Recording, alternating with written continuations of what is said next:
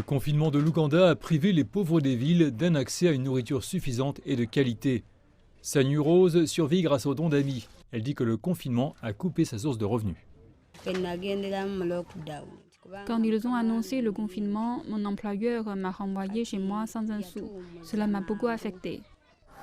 L'Ouganda est actuellement en confinement de 42 jours, une stratégie annoncée par le gouvernement pour contenir la propagation du coronavirus. Les transports publics, les lieux de culte, les écoles et tous les grands quartiers d'affaires sont fermés. Seuls les services essentiels tels que les agents de santé, les équipes de sécurité et d'intervention d'urgence sont autorisés à fonctionner. Selon l'ONU, la situation devient incontrôlable. Ils craignent qu'en raison de l'accès limité à des aliments sains, les cas de malnutrition puissent augmenter. Ce sont les gens qui doivent sortir de chez eux et gagner leur salaire quotidien. S'ils ne sortent pas, ils vont manger différemment. Ils mangent peut-être moins de nourriture saine et c'est ce que nous avons vu en Ouganda arriver aux pauvres des villes. Le gouvernement ougandais distribue désormais des dons en espèces aux personnes touchées par le confinement. Et jusqu'à présent, environ 400 000 personnes ont bénéficié du fonds de secours contre la Covid-19.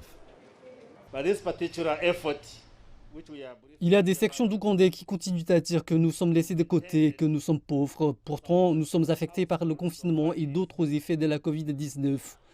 Oui, nous sommes tous touchés, mais cet effort particulier est destiné à soutenir les ménages ou les familles qui résident principalement dans les zones urbaines. Mais l'Organisation des Nations Unies pour l'alimentation et l'agriculture affirme que le gouvernement doit faire plus.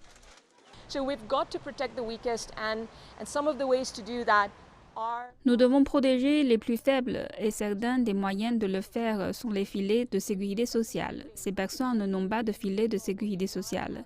Le gouvernement a des mécanismes de sécurité sociale, mais ils doivent être revus, réutilisés et élargis.